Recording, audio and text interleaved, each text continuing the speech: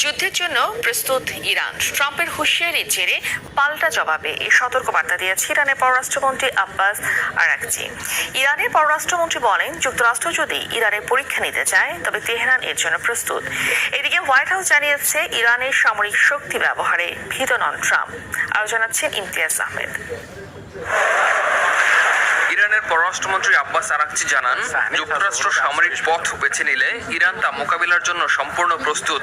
আল জাজিরাকে দেয়া সাক্ষাৎকারে আরাকচি বলেন, ওয়াশিংটনের সঙ্গে যোগাযোগের পথ খোলা থাকলেও ইরান সব ধরনের বিকল্পের জন্য প্রস্তুত।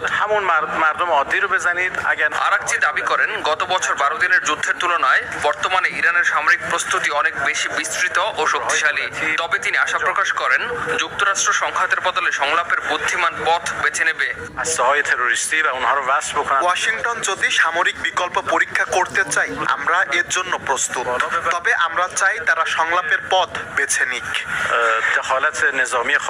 পারমাণবিক আলোচনা প্রসঙ্গে আরাকচি জানান, হুমকি বা চাপ ছাড়া আলোচনায় বসতে প্রস্তুত ইরান। তবে একই সঙ্গে যুক্তরাষ্ট্রের প্রস্তাব ও হুমকি পরস্পর সাংঘর্ষিক বলেও মন্তব্য করেন তিনি। এদিকে ইরানের সামরিক শক্তি ব্যবহারের ক্ষেত্রে প্রেসিডেন্ট ডোনাল্ড ট্রাম্প ভীত নন বলে জানিয়েছেন হোয়াইট হাউসের প্রেস সেক্রেটারি ক্যারোলিন লেভিট। ইরানে টানা তৃতীয় সপ্তাহ ধরে চলা বিক্ষোভে নিরাপত্তা বাহিনী ও বিক্ষোভকারীদের মধ্যে সংঘর্ষে বহু হতাহতের খবর পাওয়া গেছে।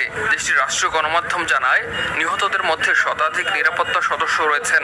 বিরোধীদের দাবি, নিহতের সংখ্যা আরো অনেক বেশি, তবে তা স্বাধীনভাবে যাচাই করা সম্ভব হয়নি। ইরান সরকারের অভিযোগ, যুক্তরাষ্ট্র ও ইসরায়েল ইরানের অস্থিরতা উস্কে দিচ্ছে। আরাকচি বলেন, বিক্ষোভে সন্ত্রাসী উপাদান ঢুকে পড়েছে, যারা নিরাপত্তা বাহিনী ও সাধারণ মানুষকে লক্ষ্যবস্তু করছে। ইমতিয়াজ আহমেদ, RTV।